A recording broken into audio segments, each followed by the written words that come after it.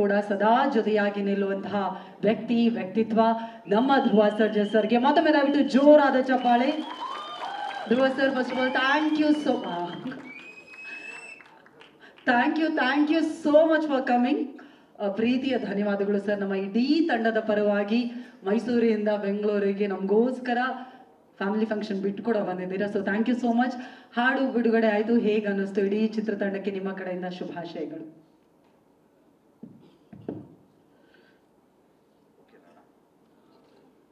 ಇಲ್ಲಿ ಬಂದಿರೋ ಎಲ್ಲ ಪತ್ರಕರ್ತರಿಗೆ, ಮಾಧ್ಯಮ ಮಿತ್ರರಿಗೆ, ಎಲ್ಲ ನನ್ನ ಅಣ್ಣ ತಮ್ಮಂದರಿಗೆ, ಅಕ್ಕ ತಂಗಿಯರಿಗೆ, ಈ ಕಾರ್ಯಕ್ರಮನ ವೀಕ್ಷಿಸ್ತಿರೋ ಎಲ್ಲ ತಾಯಂದರಿಗೆ, ಎಲ್ಲ ವೀಕ್ಷಕರಿಗೆ, ಎಸ್ಪೆಷಲಿ ಎಲ್ಲ ನನ್ನ VIPsಗೆ ಎಲ್ರಿಗೂ ನಮಸ್ಕಾರ.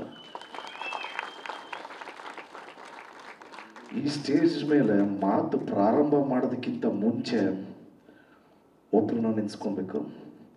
ದಟ್ ಈಸ್ ನಿಮ್ಮೆಲ್ಲರ ಪ್ರೀತಿಯ doctor rebel star Ambareesh uncle. ಅವರಿಲ್ಲ ಅಂದಿದ್ರೆ ಈ ವೇದಿಕೆ ಇರ್ತಾ ಇರಲಿಲ್ಲ.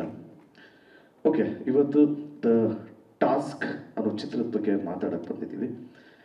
ಈ ಚಿತ್ರದಲ್ಲಿ ಇವತ್ತು ಒಂದು ಸಾಂಗ್ ನೋಡಿದೆ, ತುಂಬಾ ಪ್ರಾಮಿಸಿಂಗ್ ಆಗಿತ್ತು. ಕಂಪೋಸ್ ಮಾಡಿರೋದು ನಮ್ಮ Sandy sir. All the very best. ತುಂಬಾ ಯೂನಿಕ್ ಆಗಿದೆ. ಸರ್ ಹೇಳ್ದಂಗೆ ಜಿಮ್ಮಲ್ಲೂ ಕೇಳ್ಬೋದು, ಪಬ್ಬು ಎಲ್ಲ ಕಡೆನೂ ಕೇಳ್ಬೋದು, ರ್ಯಾಪ್ ಸಾಂಗ್ ಅಲ್ಲ. So thoroughly we enjoyed, especially all Gen Z kids ಎಲ್ರಿಗೂ ಡೆಫಿನೆಟ್ಲಿ ಇಷ್ಟ ಆಗುತ್ತೆ. All the best sir.